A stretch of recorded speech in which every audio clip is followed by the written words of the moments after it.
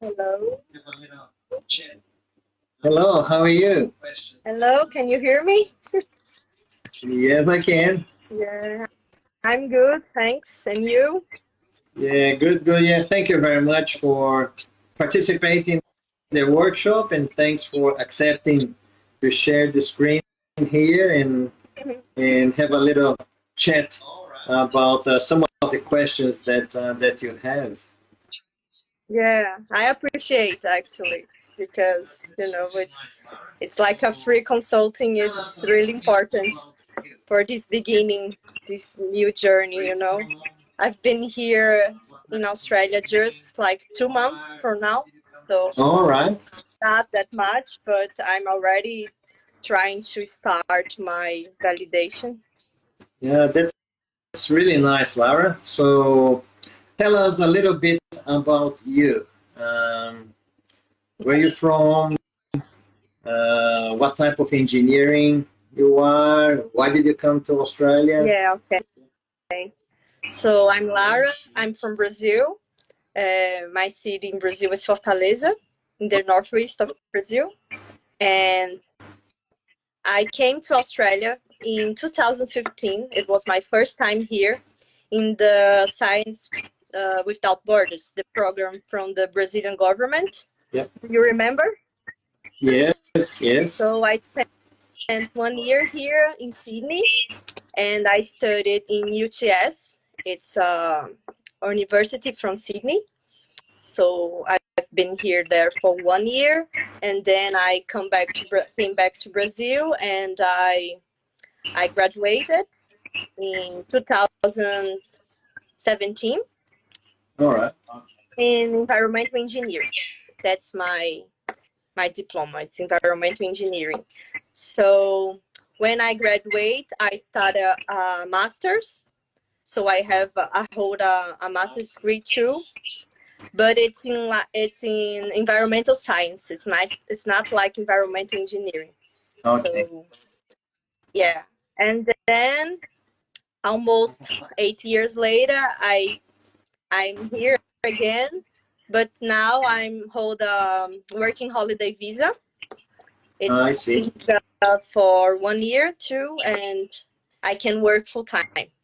And I can renew my visa if I work like 3 months in a farm. I can work. Yeah. Yeah. So I came with my husband. He's engineering too, but he's civil engineer and he's studying English. So he came as a student. So I'm with my working holiday visa and he's with his student visa. And All right. we are living in Gold Coast now. All right. Yeah, I saw your message that I also in Gold Coast. Yeah, good. Yeah, it was really hot today there. Yeah, it is.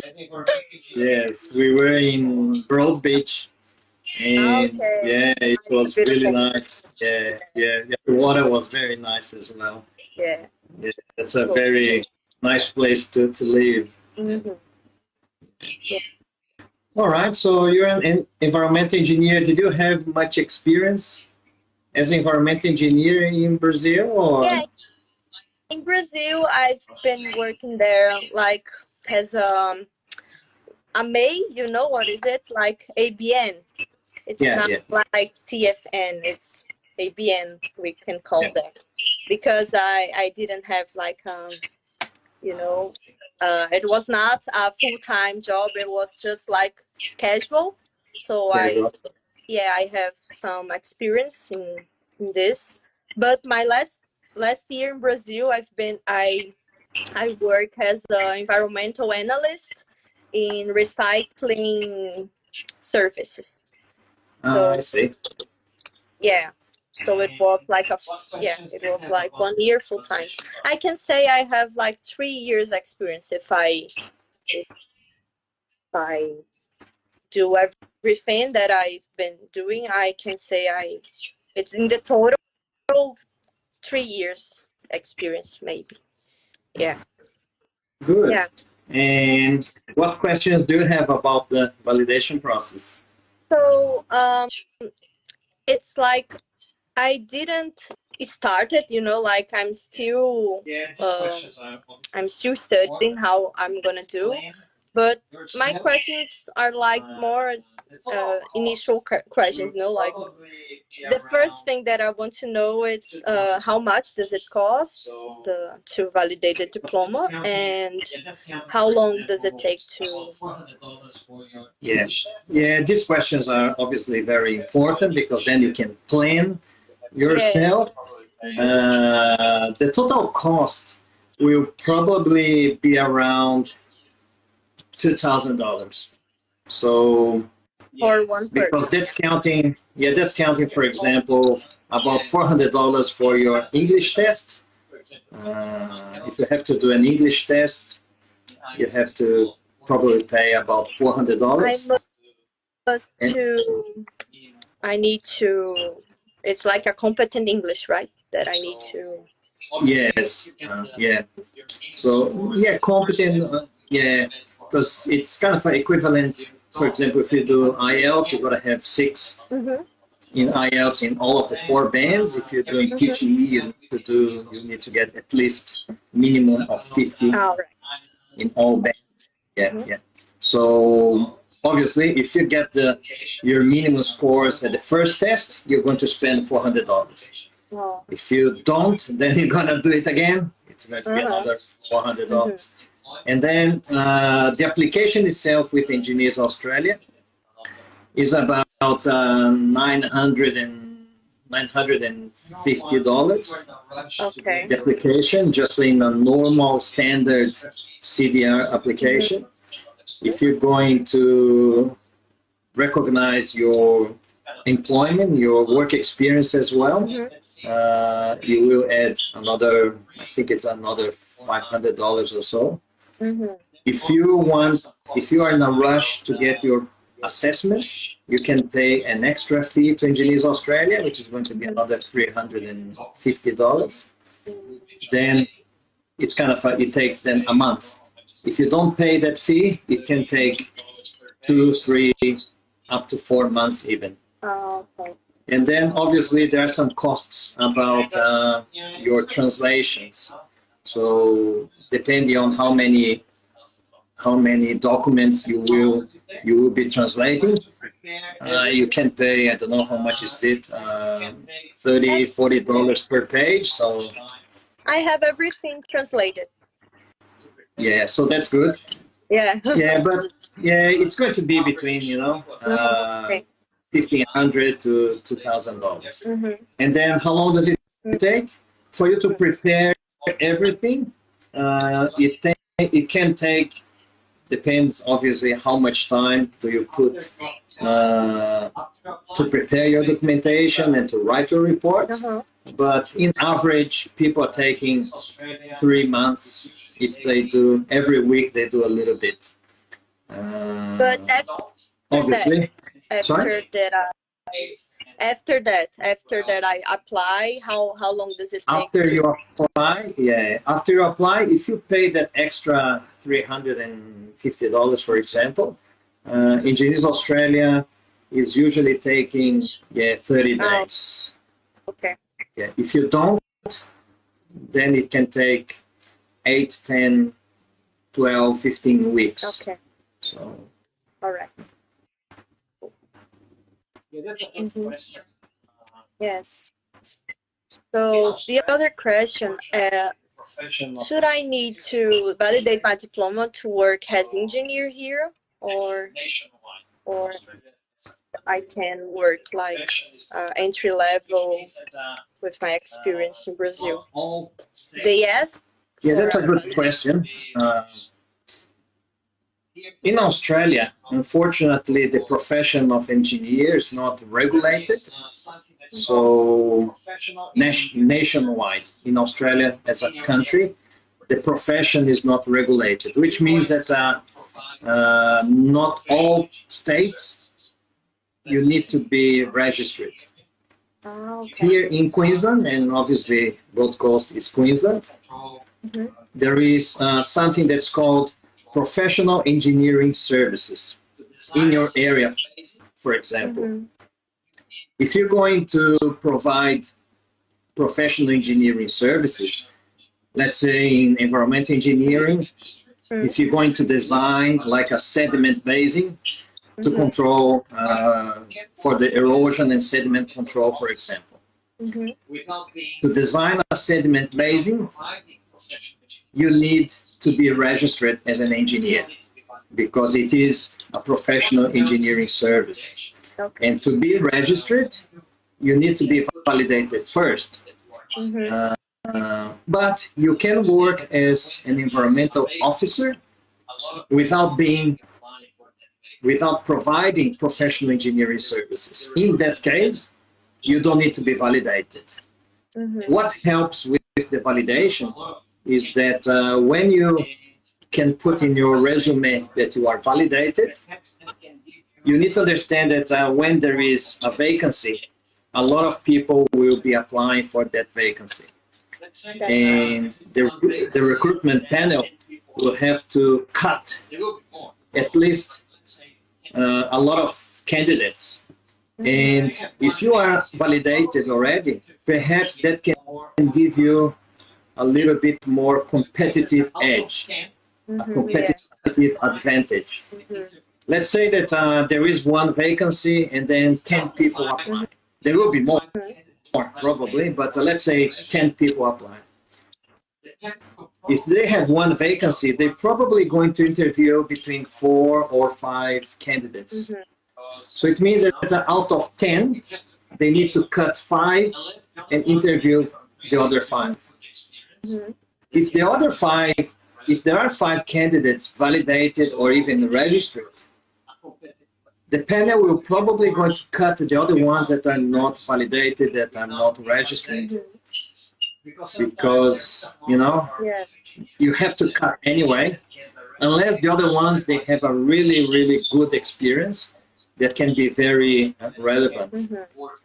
So it can give you a competitive advantage, but you can work without being registered, without being validated, because sometimes there is another environmental engineer, for example, that can directly supervise you.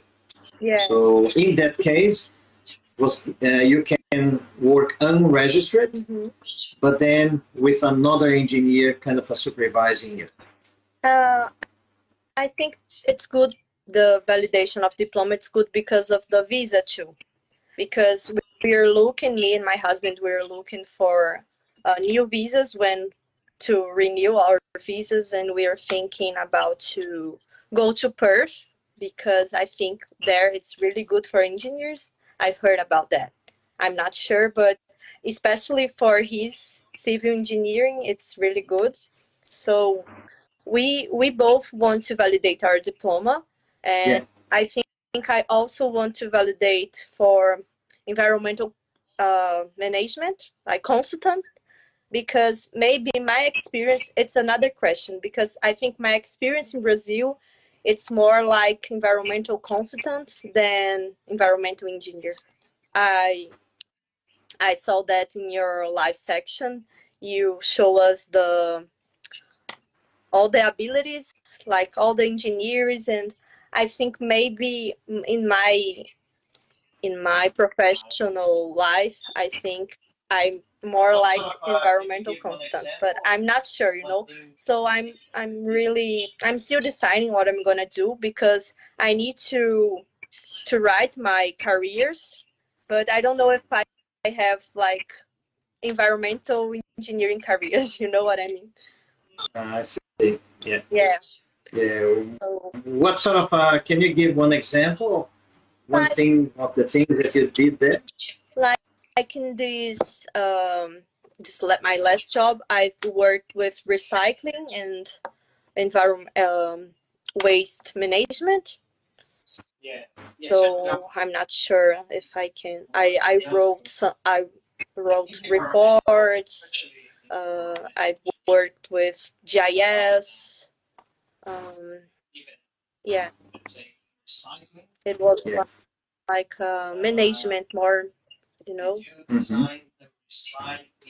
Yeah, certainly. I don't know I don't know more details, but yeah, in the environmental, especially in the environmental engineering, yeah, it's about even, let's say, in recycling. Um, did you design the recycling process maybe? So if you did that, then you can probably how you could kind of make a second use of a waste material. So yeah, I developed like a program in a city in Brazil, showing them what is the best places to recycle. To recycling. Where can I put the bin, the recycling bin? So I designed that. You know. all right, as a recycling program, Yeah. yeah. Do you think I can use as a career episode? It's a good one. Yeah, perhaps Maybe. if you ended up kind of thinking about after you collect, kind of you implement a recycling program in the company, for example, and then what did you do with that after that? Did you look after, or did you have something to do with once the recycling waste was collected? What happened with that? Did you? No, it was just Did you have like to do a prep project. It was not. It was going to be implemented. going to be implemented? Yes. Yeah. And I also worked with previous environmental studies, like for desalinization services. So maybe it's a good career episode too. Desalinization service. That looks. Was it assessing impacts, environmental impact, those sort of things? Yeah. Uh-huh. Yeah, that sounds a little bit probably more engineering. Yeah. Okay. Yeah. And the I have one more to ask about environmental studies for the regeneration of photovoltaic electricity. It was the same, like assessment, environmental assessment for photovoltaic. So was it in relation to perhaps clean energy, carbon? Yeah. It was solar energy. Yeah, solar energy. Yeah. And did you do some other assessments in terms of the solar? What was the study about? Previous study too. Yeah. Before the project,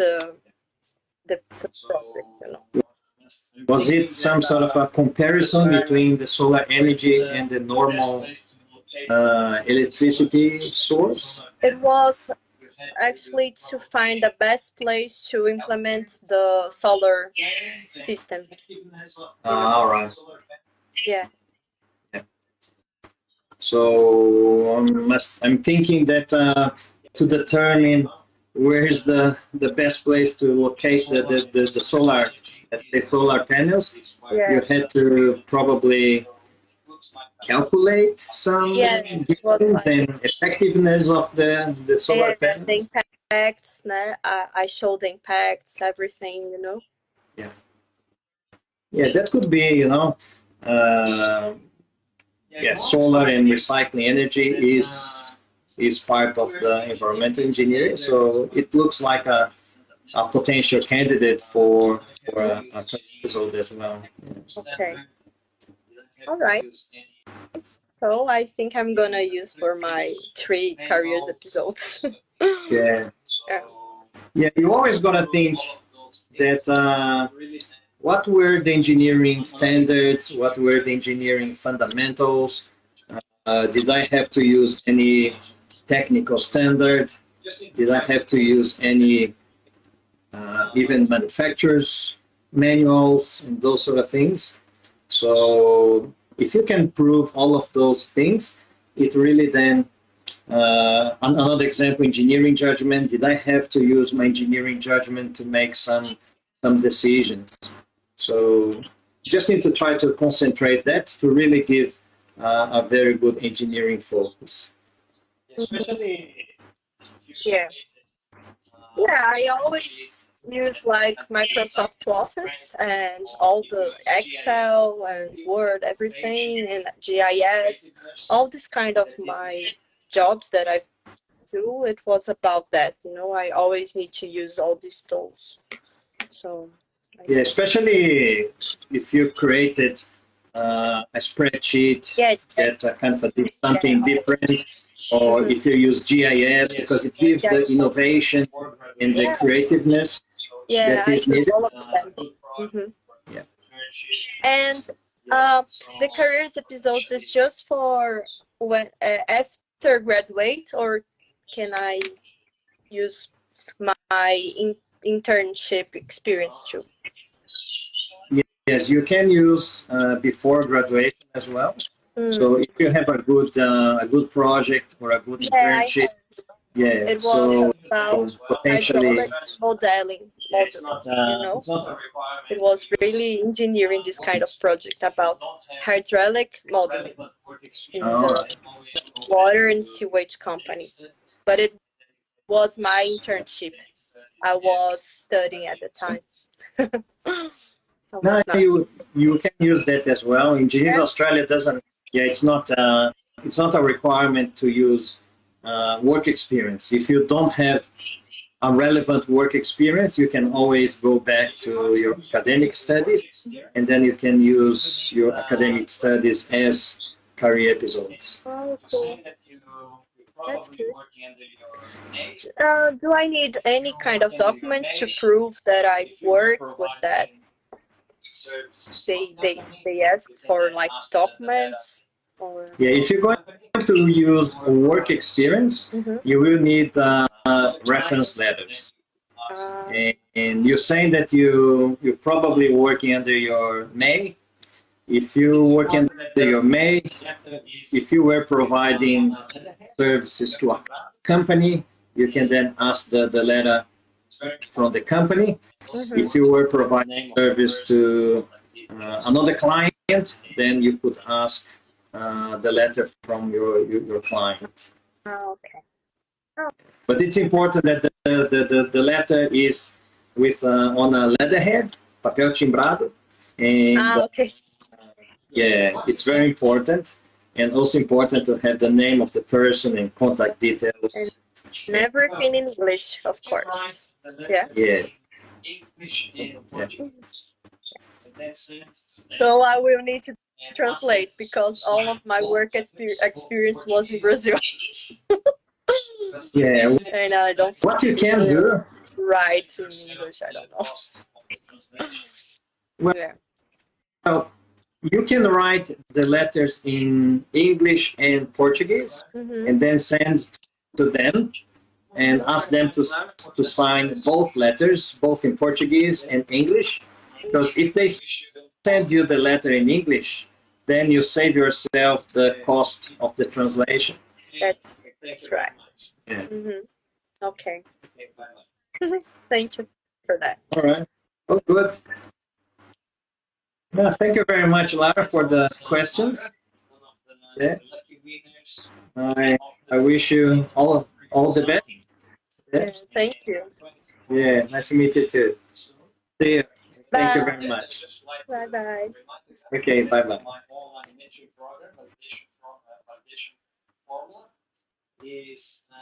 Yeah, and that was Lara, one of the lucky winners of the 15 minutes of free consulting. And I'm going to call Guilherme soon. But before that, I just would like to remind you guys that my online mentoring program, Validation Formula, is with the workshop offer, which is closing tonight, midnight. So if you are in this journey to become an engineer in Australia and you want a very structured step-by-step process where it's going to teach you everything you need to know step by step so you can have your application very, very strong with very good chances to be approved by Engineers Australia, like the other 34 students of mine that got approved, you need to check the link in my bio. I just want to make sure that the link is updated, but after this live session, if it's not updated, I will update. Okay, so I will call Guilherme now. Hello, Guilherme, how are you? Yes, I can. Are you feeling all good?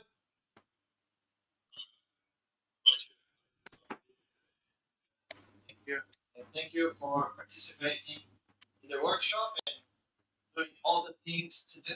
Hello, Guilherme, how are you? Well done. How are you? Can you hear me? Yes, I can. Yeah. Nice. Yeah. Are you doing all good? All good. Yeah. Good. So, How about you? Nice to talk to you today. Thank you. And thank you for participating in the workshop and doing all the things to do. And well done in being one of the winners of the 15 minutes of free consulting as well. Thank you. Cheers. Yeah. So yeah, we spoke a little bit earlier, and you've got very interesting questions. I think so. Yeah. So let's see how much I can help you. Okay. Yeah, my questions are about my concerns about generally about picking the correct, the right career episode. So I know this is critical, as you told us before. This is one of the most critical choices, picking the right career episodes. And yeah, I've done my choices. I picked 3 career episodes that I think are good enough. I'm not concerned about the complexity. I think they're complex enough to cover each of them, to cover all the 16 competencies. But my concern is about the evidence that I need to provide, if required, by Engineers Australia. Just to give a context to you, my career episodes, I rather choose career episodes based on my academic experience, because I think it's easier to me. It would be hard for me to get like reference letters from my previous employers in Brazil.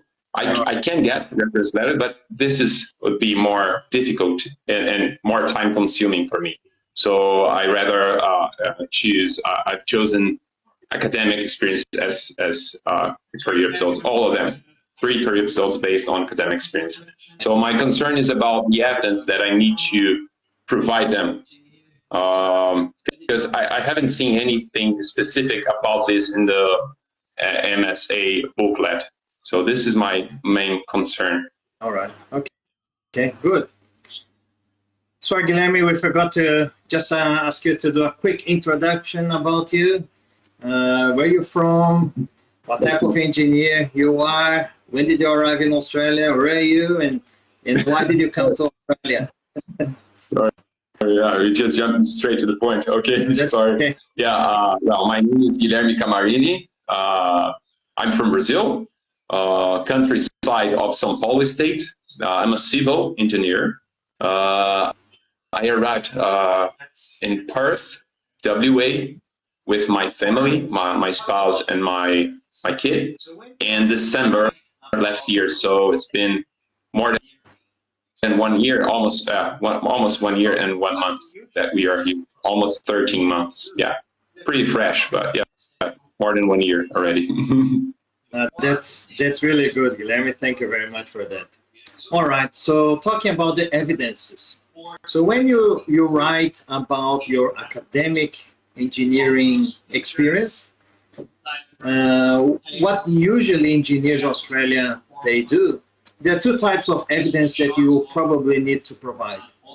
One is the evidence when you are writing your career episode, that it's important that you include in your paragraphs photos, pictures, diagrams, tables, calculations, formulas, screenshots of AutoCAD, screenshots of Excel spreadsheets, those sort of things. So, for example, when you write a paragraph saying that for this calculation, I used the Brazilian standard NBR, whatever, and I used the table that was showing the load limits, whatever.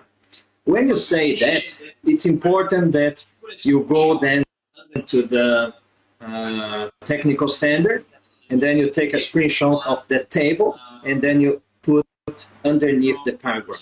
So when you write in the paragraph, you're writing that you used the table because of the load limits, and then because you mentioned that in the paragraph, put a screenshot underneath the paragraph, and then put as a legend, table 1 from the Brazilian standard number, NPR, whatever, showing the load limits, etc., etc. So including that. If you have photos of the job that you did or something that you designed, take a picture, put in there, saying photo number 1, whatever, photo that I took about this job or whatever, and then you describe it. So this is one type of evidence. It's the evidence that you include in your career result. The other type of evidence is usually the one that Engineers Australia will ask engineers when they use academic experience. They usually ask you to send a copy of the report. So if you're going to write about your final assessment, your TCC, for example, they may ask you to send a copy of the TCC. Doesn't need to be translated. They just want to see that you actually did it. If you're going to write about an internship, and I don't know if Lara is still online, but if she's going to write about her internship, sometimes Engineers Australia will ask you to send a copy of the certificate of internship. Some internships, they have a certificate, others they don't. If they don't have a certificate, you may need, Engineers Australia usually asks a letter from the company. If you did your internship in a company, they may ask a letter from the company saying that you actually completed the internship in there as well. If the internship was like a supervised internship by the professor of the university, they may ask you to send a letter from the professor stating that you completed the internship as well. So this could be some of the evidences that you could be providing when you use academic experience. Okay, nice. Okay. And obviously, if they are in Portuguese, if they are not in English language, you gotta get translated into English by an authorized translator. Okay. Just an extension of this question that I sent you about the evidence. And someone told me, I've been told, I don't remember who or when, but they told me that for me to use a career result based on academic experience, this academic experience should be linked to a unit of the course. Is that correct?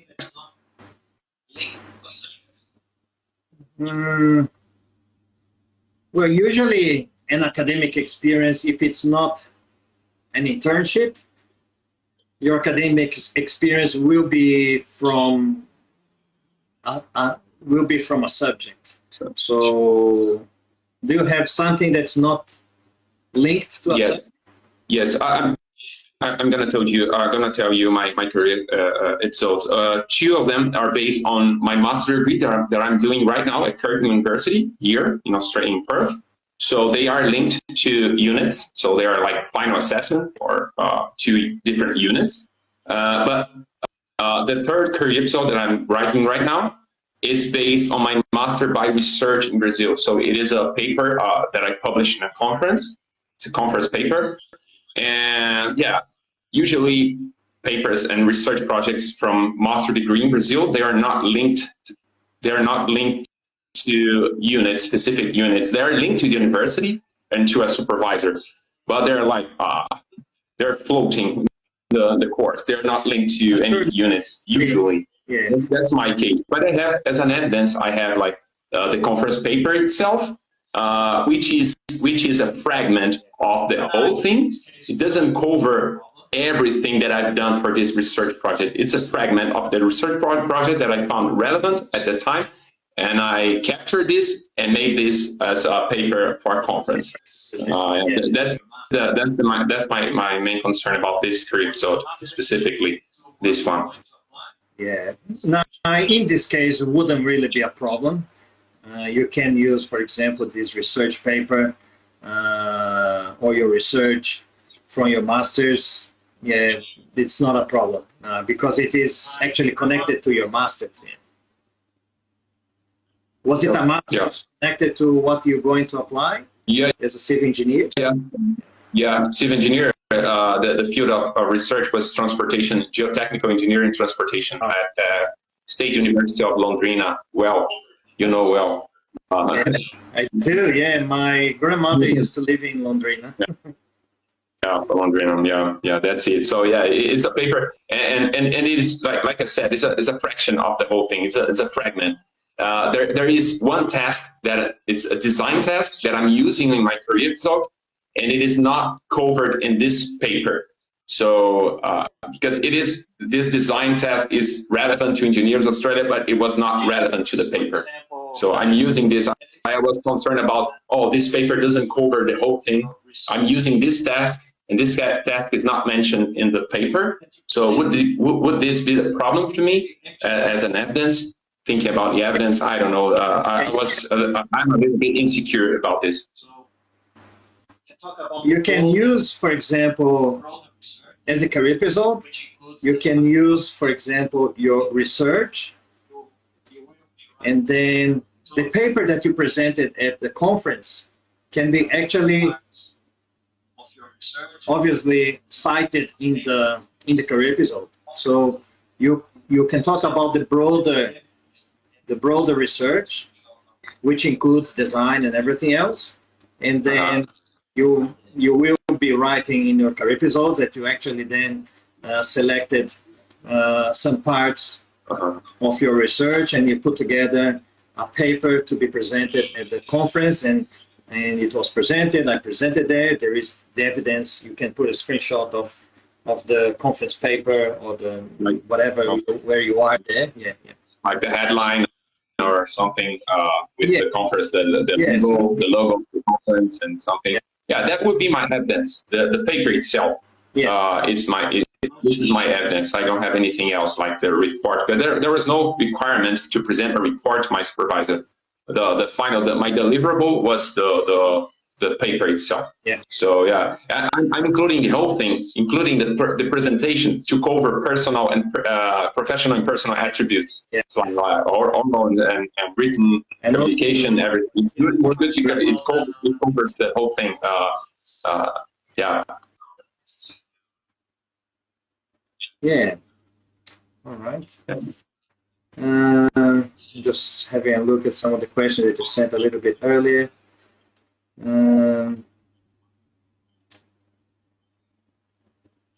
Yeah, the other questions about the competencies.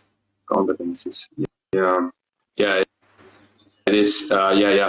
It is about the competencies that are related to soft skills. I mean the competence 1.5 about context, engineering context.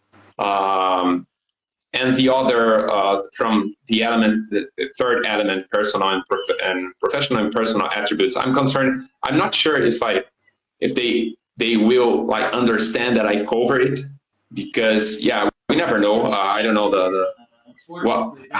how the assessors, how they think about this, what they consider enough for them. How can I exhaust this writing about these competencies related to soft skills? Because they're kind of subjective in my understanding, obviously. Yeah, they are subjective, and unfortunately, that is the one of the difficult parts about doing a very good summary statement, which is to know understand which examples are good examples to match with each competency. So what you can do to help you with that is to really understand what the competency is talking about, especially word by word. For example, 1.5, it talks about contextual factors. So, and you as a researcher, you know that, all right, what's the meaning of a contextual factors? Contextual factors would be things related to the world economy. It's going to be about people, about labor, even things about safety, environmental, economics, those sort of things. These are the contextual factors that can impact engineering. So yes, it is subjective, but you need to drill down the definition of that competency. And that's why I said in the workshop that 80% is planning and thinking. So when you read the competency, it's not just reading. You need to read, interpret, understand, and then try to link to examples in your professional life. So that's why the summary statement is a complex document. Yeah, I've made like a summary about them. Like every time I'm writing my career episode, I take a look at it and try to think that am I covering like 3.1, 3.2, or I need to write a paragraph to cover this one. This is missing. There is a gap here or there. So yeah, like you said, we need to read this several times and make a summary. You are taking notes because yeah, Sorry? a lot of people they don't, and it's very easy to forget. Mm-hmm. Yeah, you're right. This is absolutely right. Yeah, I think this is pretty much my concerns, Gerson. All right. No, that's okay, Guilherme. And I haven't forgotten about that chat that we had. Now, yeah, we'll probably talk about that subject that we spoke about maybe tomorrow, and then we can go from there. Okay, all sure. Right. Well, thank you very much for clarifying. Thank you very much. It's really helpful.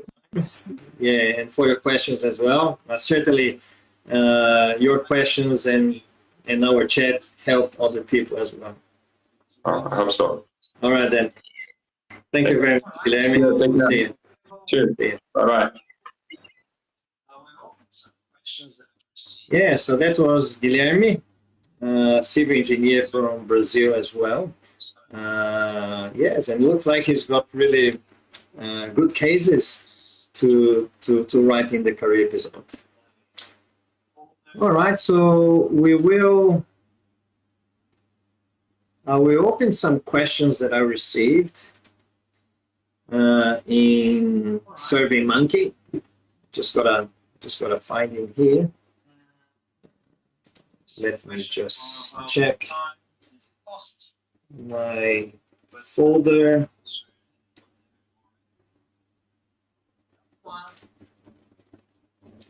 Here. All right. I received questions about the time and the cost, but I answered that one there already. The other one was from,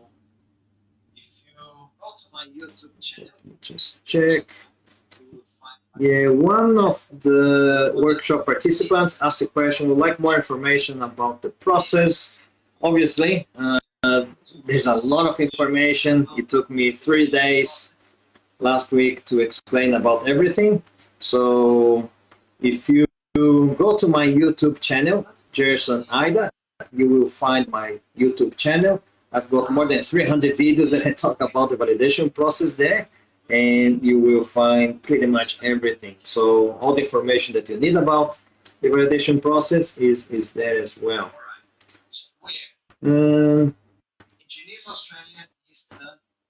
Another question here. How and where do I need to go to start application of my qualification validation. All right. So where?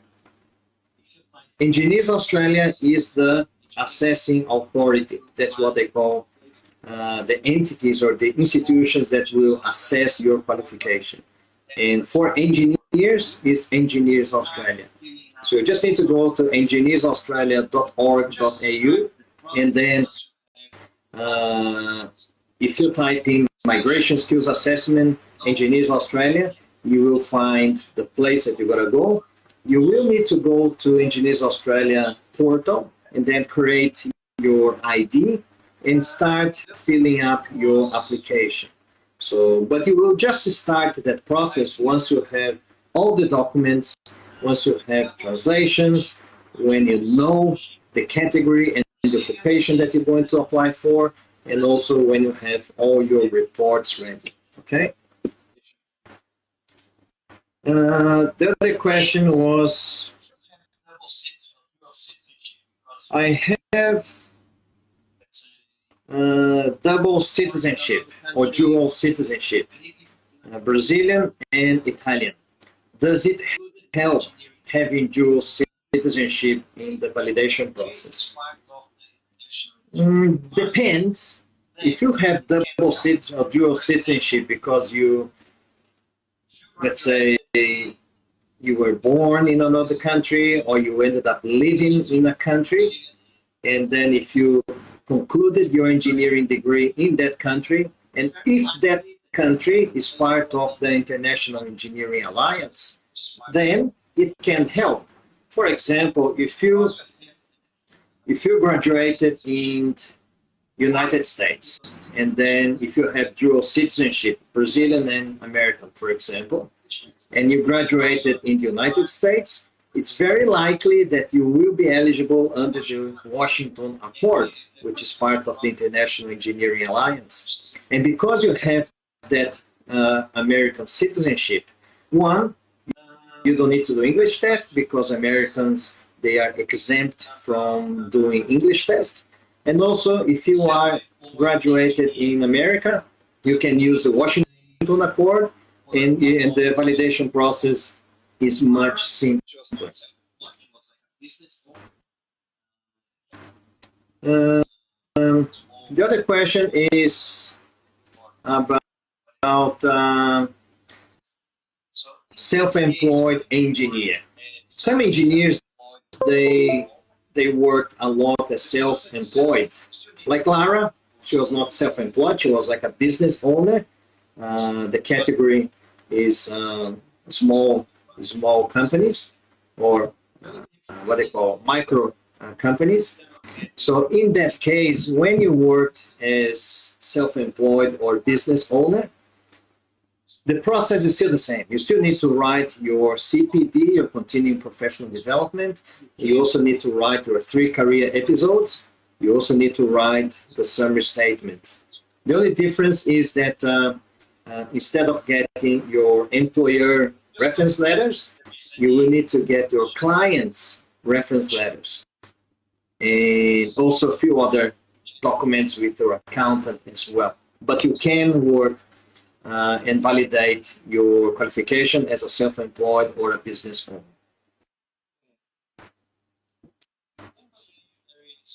I'm just going to check if there is any question in the chat. If there are questions in the chat, just let me know. All right, so I'd just like to again get my online program, validation program. Yeah, I don't believe there is any question here in the chat. So yeah, there's no questions in the chat. All right, so I just like to again remind you guys that my online mentoring program, Validation Formula, will close enrollments tonight, midnight, Brisbane time. So you have about 4 hours until I close enrollments, and obviously then I need to dedicate time with my students. So just go to my link in my bio, and then check the special offer. I'm giving $400 discount in my mentoring program, as well as 9 extra bonuses to kind of help you in your validation process. Just the bonuses, they are worth about $1,800, but you will get that for free, okay?